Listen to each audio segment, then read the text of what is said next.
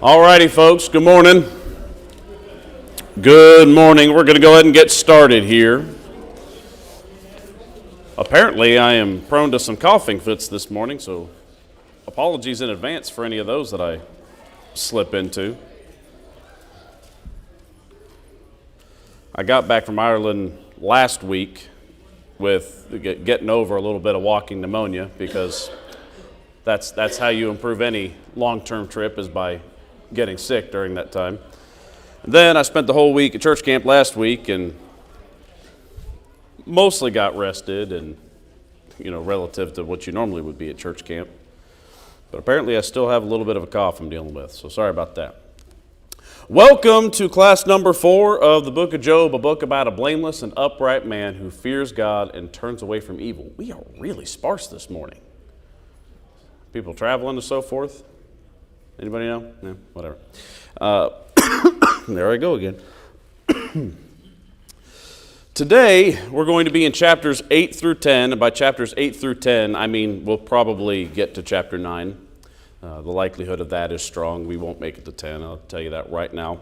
You got lucky one more week where you only have one homework question. It is kind of a heavier one than probably last week. So I appreciate you bearing with me on the relatively sparse questions for this week and last. I hope you'll forgive me in advance for giving you both barrels next week. You better be ready for just some really intense homework questions coming out of those chapters. I think it's 11 through 13. This week, again, we're going chapters 8 through 10. We meet Bildad, or rather, we get to know Bildad a little bit more. Bildad the Shuhite, verse 1.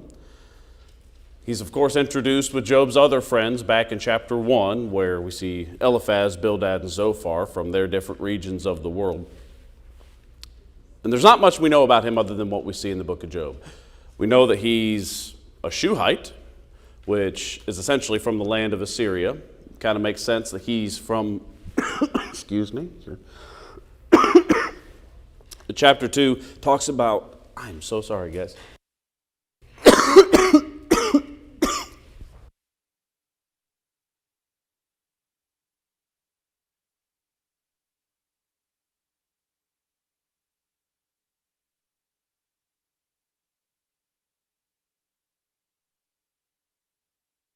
Microphone and, sorry guys.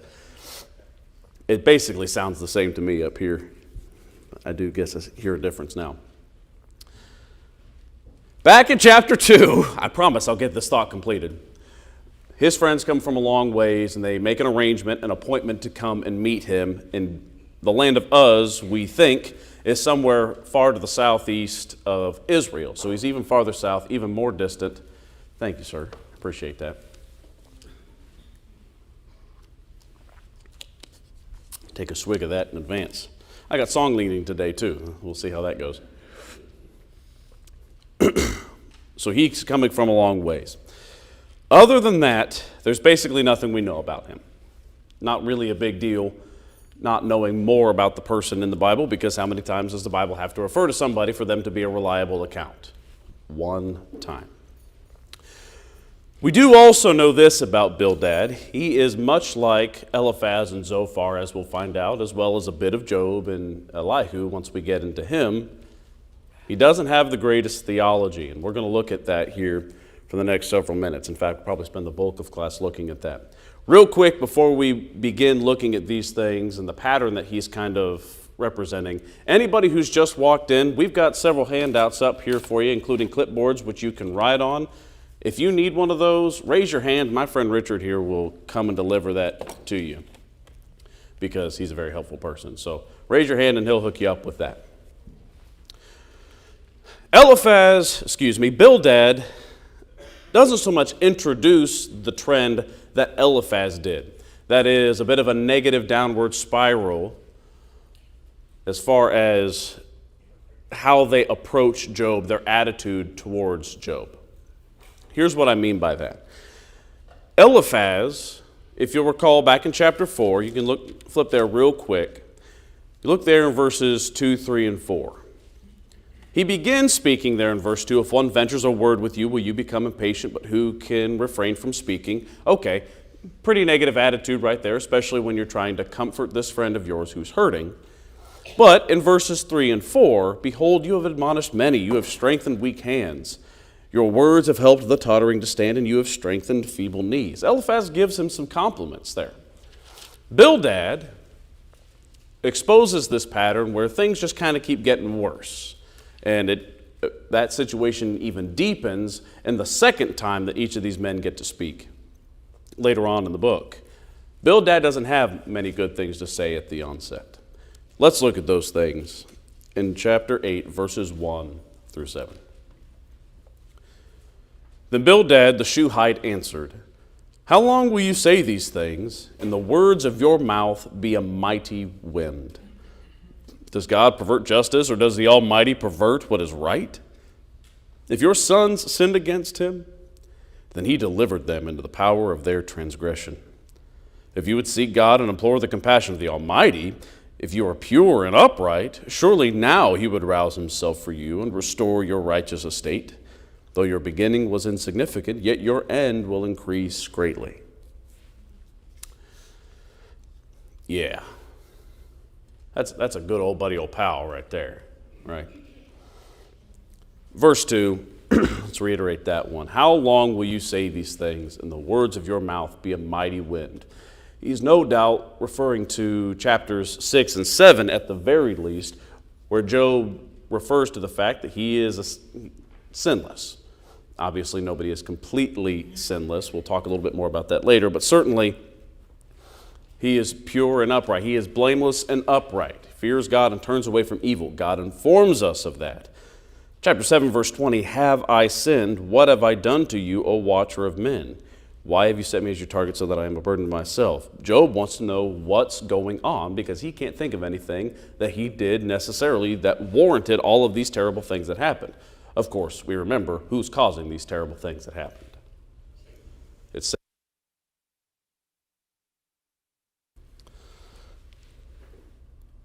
Bildad says he's full of hot air in chapter 8, verse 2. That's pretty harsh, especially right now when when Job is in the midst of needing comfort. Bildad is under the impression Job is in the wrong. Here's the thing about that. In the very beginning of the book, when we are introduced to Eliphaz, Bildad, and Zophar, they're referred to as Job's friends. In chapter 42, when God rebukes them for their bad theology and their impact on Job, we'll see again that they are referred to as Job's friends. When we've got the whole book bookending with Job's friends, what can we safely conclude about the relationship between Job and these three gentlemen during the course of these rebukes? They care about each other. They're still his friends. They're getting into an argument. And anybody in here ever had an argument with a very good friend of yours? I know that I have. In fact, my best friend back home, Ryan Tilson, he and I, growing up, swore left and right. We said, we've never been in a fist fight before, but if we were to get in a fight, we would be with each other. We would lay each other out. Be good friends right after that. And then, of course, we introduced our third musketeer to the crew, Bryce McDaniel, and then we said, well, it actually probably would be with Bryce, which is a fun joke if any of those guys ever happen to catch this behind that camera lens there. Bildad is still Job's friend, even though he's mistaken. And I want us to focus on that very small glimmer of teaching there. In fact, you can kind of look at this, I think, as your first prompt. There in kind of prompt 1A, what example should we draw from Bildad and the others? Thinking along the lines of Matthew chapter 18, verse 15.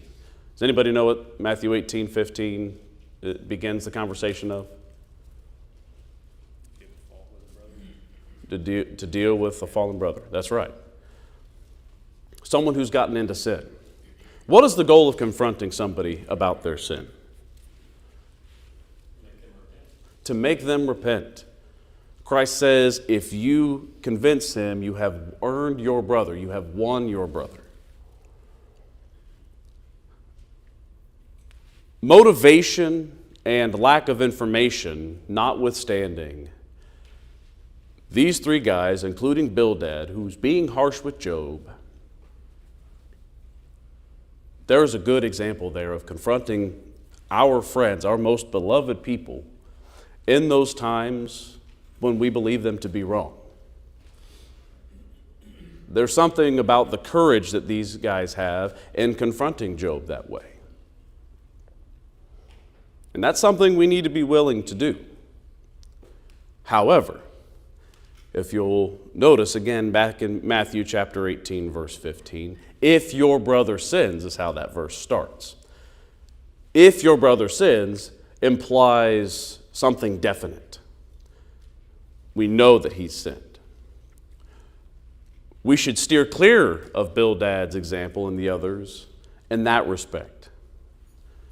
Their motivation and misinformation is what informed them to confront Job in that respect.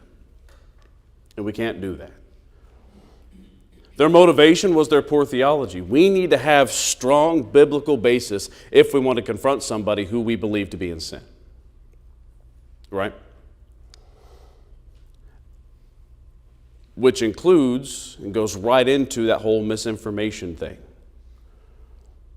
If somebody acknowledges that they have sin in their lives, and maybe they've come forward and they said, yeah, I've got something going on, and maybe they're a little bit vague about it, don't jump to conclusions. We cannot jump to conclusions like these guys did, because that is suddenly going to take it down a pathway that could certainly damage somebody who has got a weaker faith than Job did.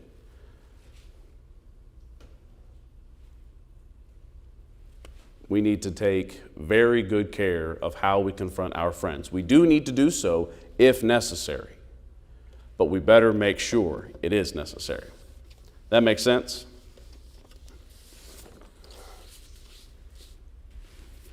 Any thoughts on that? I know I'm kind of spitting through here. Actually, I'm more coughing than spitting.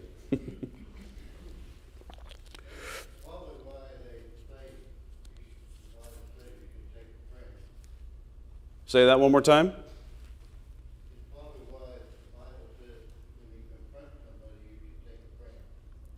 Absolutely. That's as the situation develops there when it comes to church discipline. That's what Matthew chapter 18 is getting at there in that section of text.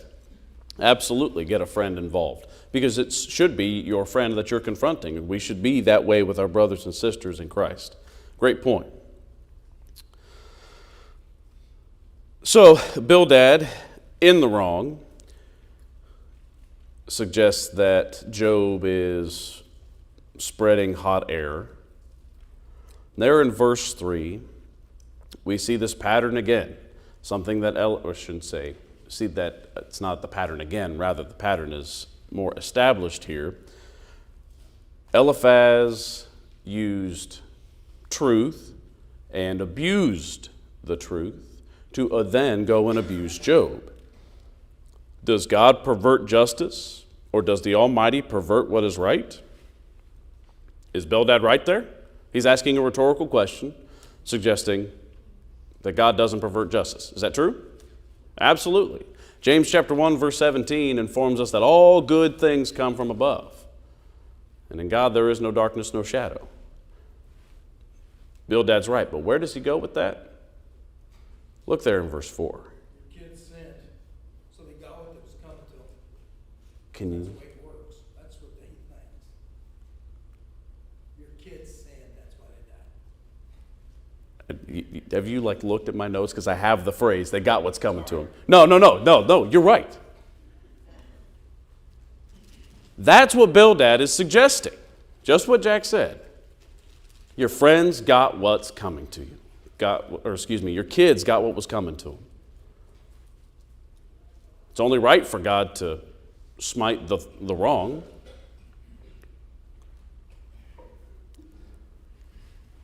This is his friend, right? I like to make this joke a lot when someone is being sarcastic with me and is touching on one of my hot buttons. It's not actually a hot button, like how to pronounce certain animal names and so forth. I'll tell you, I'll punch you in the mouth. That's what I'll say. You can have utmost confidence that if you ever use one of those kind of fake hot buttons of mine and try to pick on me, you will not have to worry about having to schedule an appointment with your dentist, okay? I probably won't punch you in the mouth. If one of my good friends were to say something like that to me, I'll tell you right now, I don't think I'd respond like Job did. I think I'd be digging someone's incisors out of my knuckles at that point. So, it probably goes without saying, if somebody's in desperate need of comfort, is it probably not the best idea to say, hey, you and everybody involved in this situation got what's coming to them? Yeah, probably better avoid that. And again, this is bad theology.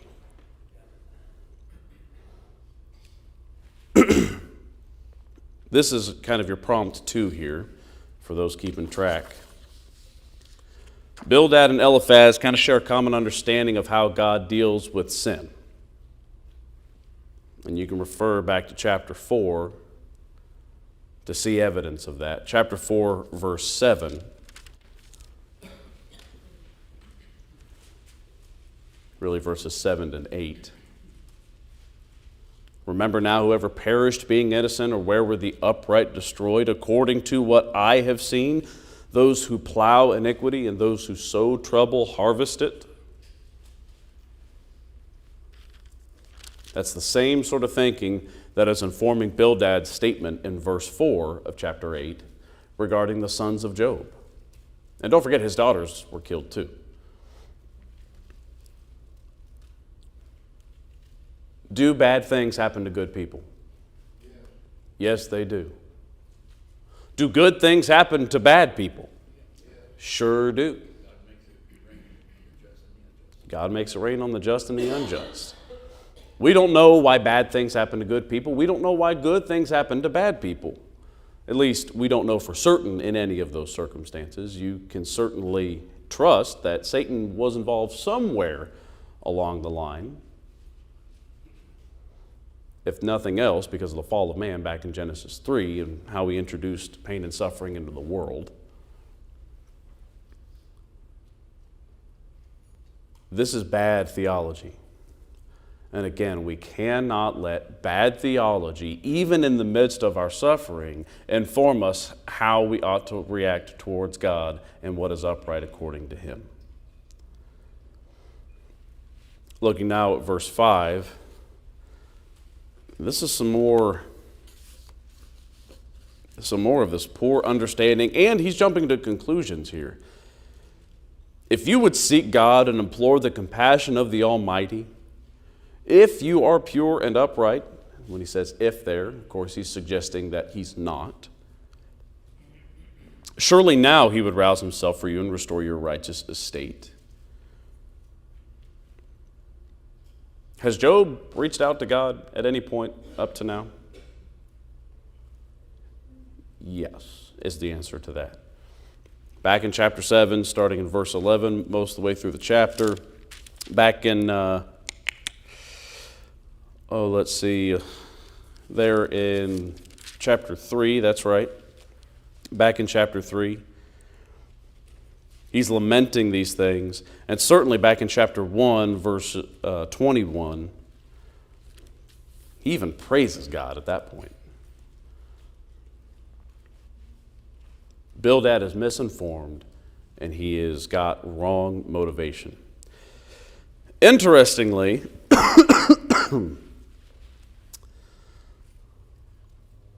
verse 7, though your beginning was insignificant, yet your end will increase greatly.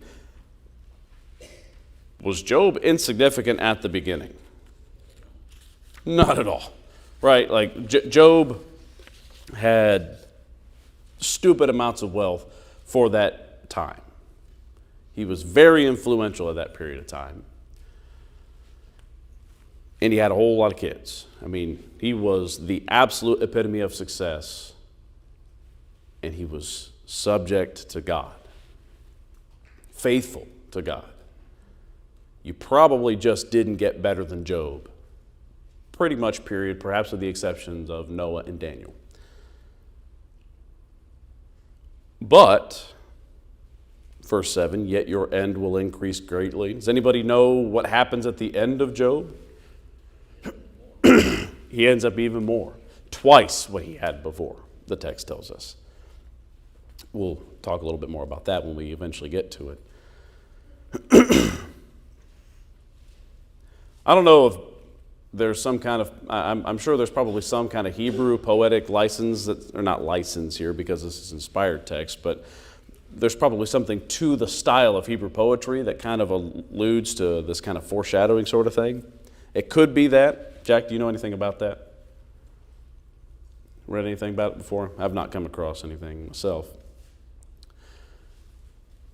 It's kind of ironic at the very least. We'd appreciate a little bit of irony there. Trevor, I think what he's saying, the way I interpret verse 7, if you look at it in verse 5 and 6, if you would earnestly seek God, if you were pure and upright, though your beginning was small. I think he's talking about right now. If you will do these things, this is your beginning. Your beginning. Okay. After losing everything, you're basically at the bottom. Okay. And then your end will, if you will seek God, then your end will be. Yeah, I like that. That certainly makes a little bit more sense in the context. I appreciate you pointing that out. I think that's a really good point. I think it's a real good point. I have to change my notes for that. Thank you, Joe. I appreciate that thought. Because he believes it's a law. You see, that's the problem here. Good things happen to good people. Bad things happen to bad people. Right. If a bad thing happens to you, you're a bad person. That's a law. That's why then, as you're going to say here, he says, can papyrus grow where there's no marsh? He's saying it's the same thing. And the answer is no, it can't. Right. Okay? So it's just like that. He said, papyrus doesn't want marsh. If you're getting bad stuff, you're a bad person. That's it. That's the whole thing. That's the whole thing. And it's not just them. Some of us get into that idea too. It's pretty easy to get into that idea that, bad things happen to you when you were gone. Wonder if you're doing some bad stuff, right? I think that's very valid. They don't think like that, but I don't believe them because I've seen it and heard it. And I've seen it out of myself. I kind of suspect that something was bad. He was doing something bad. And he's getting what he deserved. You know what I mean? Right, absolutely. That's bad thinking for a Christian. Absolutely. Go ahead. Well, along those lines, I mean, if you see a homeless person on the side of the street, I mean, often that's You just got into my brain. one of my That's first exactly right. kind of thoughts. But they sat with Job quietly for an entire week. It probably wasn't easy for them to dress him down like this. They probably know this isn't what he wants to hear, but he's done something wrong. We can tell because of what's happening to him. Right. And it's a misunderstanding. I mean, like we've already pointed out, of what's wrong. I like the way Ecclesiastes 9:11. I'm going to paraphrase this badly, but the race isn't always to the swift, or the battle to the strong, nor favor to the wise, or bread to the just, or something like that. That time and chance has its way with everything. That sometimes the right thing doesn't always happen to the right person. Right. And it's interesting too. We learn a lot of this from the book of Job, which they were living through and didn't have. But it's interesting to me, all of it. Well, excellent points and conversation there, gentlemen. Because the reality is, first of all, we've got these guys who have this understanding of how the world works. Again, it's poor theology, but it's in their minds definite. They feel like they're acting on righteousness, essentially. And they're trying to inform Job of the things that got wrong. And I really like that point that you drew out there earlier, Joe.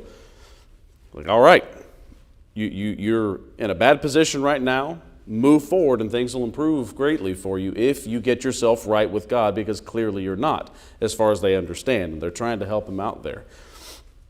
this is kind of reiterated. In fact, all of this conversation you guys have kind of directed here is kind of emphasized then in that mindset in verse 8.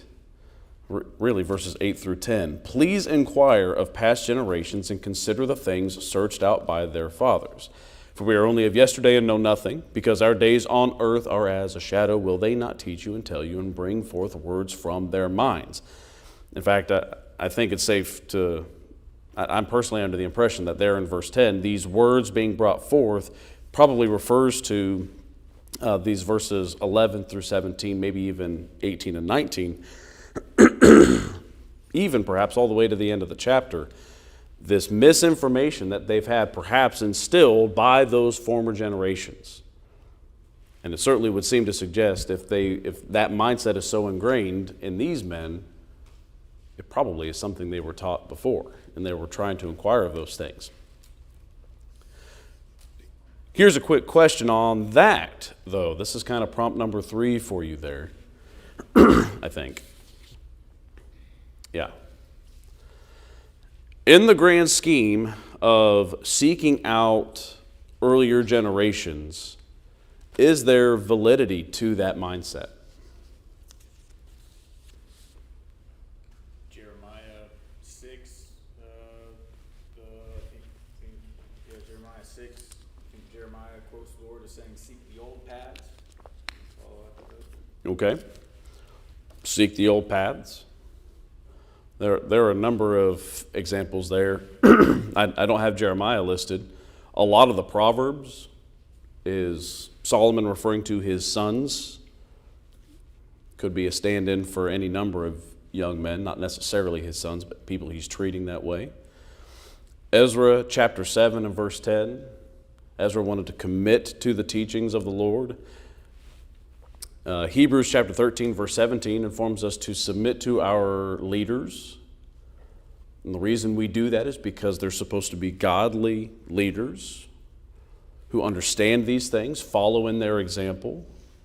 And Titus chapter 2 verses 2 through 5 talk about how both old men and old women need to inform young men, young women on how to live their lives. So yes, there is absolutely validity in appealing to earlier generations and their wisdom. However, is this a perfect concept? Clearly no. Especially when we stick this in the context here, they were probably teaching the things that those earlier generations taught, attempting to teach these things to Job.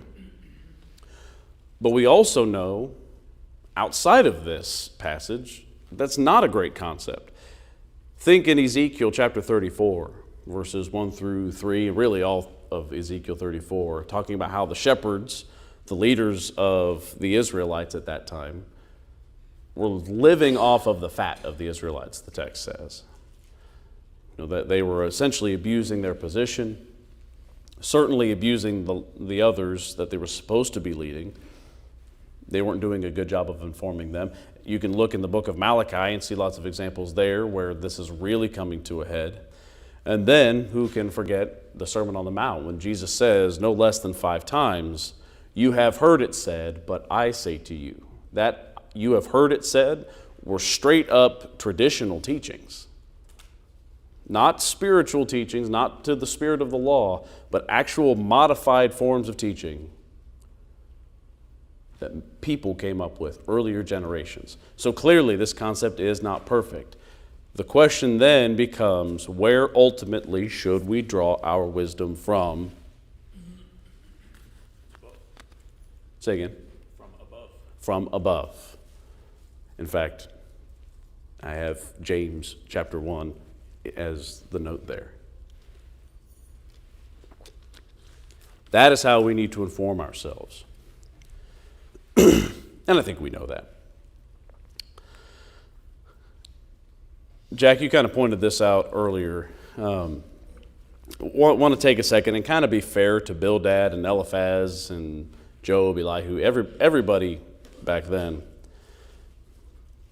There is something unique that you and I have that not a single person, not one, except for, of course, Jesus, Not a single one had. And what is that? Nobody in the Bible has this, but we do. The totality of the Scriptures. We can have a 30,000 foot view of everything that's going on here. The likelihood that the events recorded in Job happening around Abraham's time is fairly high. There wasn't even the Pentateuch at that point. Let's not be too hard on these guys, because despite the fact we have the totality of Scripture, we are absolutely not impervious to mistaking things and getting it all wrong. So we need to be fair to them and realize we're not perfect ourselves. Let's pick up in verse 11 now. Can the papyrus grow up without a marsh? Can the rushes grow without water? Obviously, the answer there, like Jack said, is no. While it is still green and not cut down, yet it withers before any other plant, so are the paths of all who forget God, and the hope of the godless will perish, whose confidence is fragile, and whose trust a spider's web. He trusts in his house, but it does not stand. He holds fast to it, but it does not endure. He thrives before the sun, and his shoots spread out over his garden. His roots wrap around a rock pile, and he grasps a house of stones.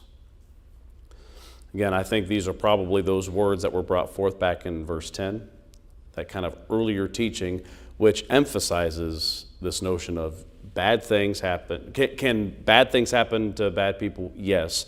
Do bad things happen to good people? No. That's kind of what the teaching is going on here. Just a little exegetical look there. Can the papyrus grow up without a marsh? Can the rushes grow without water? These things are likened to the hopelessness of the person who forgets the paths of God. Kind of rewording the phrasing there. The hope and confidence and trust perish if you're a bad person and you don't put your focus on God. I know we've beat this horse to death by this point, but let's reiterate again. What is Bildad suggesting here about his friend Job by making these statements? You're not as upright as you thought you were. Clearly, because all of these terrible things have happened to you.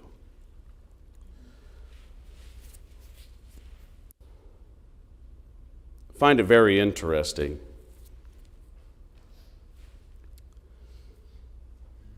Think about all of the negative things that Bildad and Eliphaz have said so far.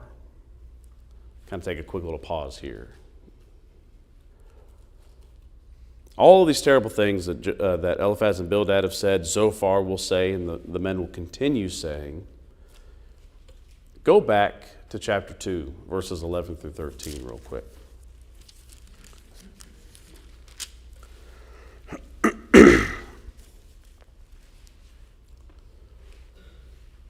It's talking about Job's three friends, second half of the verse.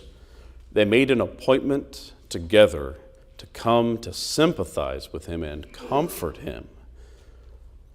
They lifted up their eyes at a distance. They didn't recognize him. They raised their voices and wept. Probably a better translation is like they couldn't recognize him for how terrible his situation seemed. They tore their robes, threw dust over their heads toward the sky, and sat down on the ground with him for 7 days and nights. No one speaking a word to him, for they saw that his pain was very great. That was when they were the best friends, when they kept their mouths shut. Right. When they were being the best they could have been for Job is when they weren't speaking a word. Very true. I mean, there is some deep understanding about how to comfort somebody who's in the midst of their suffering, and frankly, a whole lot that we can use for ourselves if we think about it carefully. I mean, I really love the fact they tore their robes and threw dust over their heads. These guys are from different parts of the world.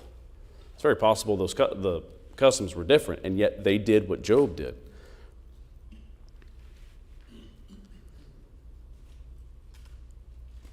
consider this. Satan destroyed all of his wealth and took his children from him. But he left these close friends.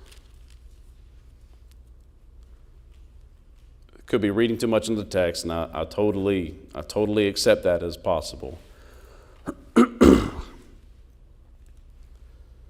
But when you look in the verses 18 through 22 of chapter 8, particularly there in verse 20, lo, God will not reject a man of integrity, nor will he support the evildoers. Can't help but wonder if Satan maybe knew that his friends would be a pretty poor influence and increase the likelihood of Job falling. And we know it was at least partly effective and has been partly effective as we see the story go on with Job. I don't know if that's really the case. Satan is wickedly intelligent. I'm sure he thought of them, but maybe he didn't. But I do think there is the potential for warning there. We need to be very cautious not to be an asset for Satan as a stumbling block for our friends and family in the church. For anybody, of course, but we're talking about spiritually minded people here, like someone like Job. Be cautious about that. Always be on your guard. Never assume that you are perfectly right unless you have really tested yourself against the Word of God. That's when you start the whole comforting process and rebuking at some point. By the way, also have good timing with this comforting. Like, who knows how long it's actually been since Job's gone through this tragedy, but maybe if somebody needs the rebuke, give them a little time to calm down. Chapter 9, Job begins responding to Bildad. Might actually get through that last prompt there in these last couple minutes. Let's look here in verses 1 through 4. Then Job answered and said, in truth, I know that this is so. But how can a man be in the right before God? If one wished to dispute with him, he could not answer him once in 1,000 times, wise in heart and mighty in strength, who has defied him without harm. He'll go on to really praise God and his greatness here in those next couple of verses, but I think there's kind of some interesting stuff to chew through. Kind of maybe study this on your own, treat this kind of as additional homework. We won't really go through that, but I want you to just pose this thought in your mind. Disputing with God, just trying to convince him of something else. And take some time over the next week and consider, is God in the business of changing his mind?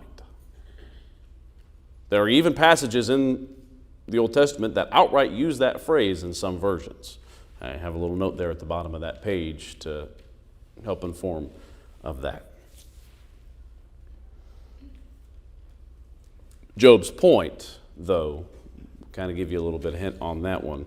Job's point is not so much God is not willing to change his mind, he's not capable of changing his mind. Rather, his point is you can't convince God that right is wrong and wrong is right, which is certainly something that Bildad and Eliphaz and the all are trying to talk about, and perhaps is a little bit of what Job understands. But Job definitely knows there's something deeper going on, because where does he go with that? Let's read these next several verses before class gives out here. Verse 5, it is God who removes the mountains. They know not how. When he overturns them in his anger, who shakes the earth out of its place and its pillars tremble, who commands the sun not to shine and sets a seal upon the stars, who alone stretches out the heavens and tramples down the waves of the sea, who makes the Bear, Orion, and the Pleiades, and the chambers of the south, who does great things, unfathomable and wondrous works without number. Were he to pass by me, I would not see him. Were he to move past me, I would not perceive him. Were he to snatch away, who could restrain him? Who could say to him, what are you doing? His whole point in bringing those things out God is immensely powerful, and there is nobody who is capable of really arguing with him, who is disputing those right things that God knows of and those wrong things that God convicts of. Job still doesn't have a perfect clarity on why he's enduring all of these things, but he certainly knows that there is greatness of God to appreciate here. The passage itself there, those verses 5 through 12, are actually a little ironic. A little bit of irony in these past two passages, chapters. Because Job really talks about some of these great things that only God is certainly capable of. And God uses that very same sort of thought process to rebuke Job later on, starting in chapter 38. And we'll get into that. That's actually probably my favorite passage of Scripture entirely later on. The purpose of these things is really revealed down there in verse 12. God's power is enough to ensure his rightness, his righteousness, which is ultimately unattainable for man. One last thought, though, to kind of close the class here. What do we know about Job? Blameless and upright, fears God and turns from evil, right? Clearly, sinlessness and being pure and upright aren't necessarily the same thing. We know that in thanks to Romans 3:23, all have sinned and fallen short of the glory of God. I want to pose an interesting thought here. I think for our minds, we can potentially use that verse as an excuse for our sin. Maybe not so much using it as an excuse, but we can take a little bit of the pressure off ourselves. That's not what the purpose of that passage is. It is informing us of a reality. Interestingly, and I'm going to say this, and someone in here is going to be like, whoa, hold on, Trevor. Don't get ahead of me. I dare say that passage is not teaching that we are not capable of not sinning. Humans are capable of not sinning. Did you know that? Jesus proved that. He emptied himself, right? Which means when he did not consider equality with God a thing to be grasped, he was fully human and he made it. He did not sin once. We are technically capable of that. Romans 3:23 shows us that won't happen. That same sort of mentality, though, that teaching that's really trying to be brought out there in Romans, that's what Job is kind of getting at here. We are not, I shouldn't say that's what Job is getting at here. He kind of has a misunderstanding there too, where we use that kind of as an excuse, or where some might. Job is trying to emphasize mankind's smallness relative to God's greatness, and rightly so. God is immense and great, and we're not capable of being fully like him. Job's right in all of that. So, a little bit of a downer to end the class on today. And that is going to be a continuing trend as we move forward throughout the text. And any closing thoughts or questions there? Do recall we didn't get all the way through that prompt 4, and you've got a homework question there. Spend some time looking into that. Any closing thoughts? I know that we're out of time. Their understanding of the universe and stars is pretty interesting. So yeah, as he talks about days Right. and all that, we sometimes think these ancient people didn't see that. Right, exactly. I didn't really spend a lot of time thinking about that.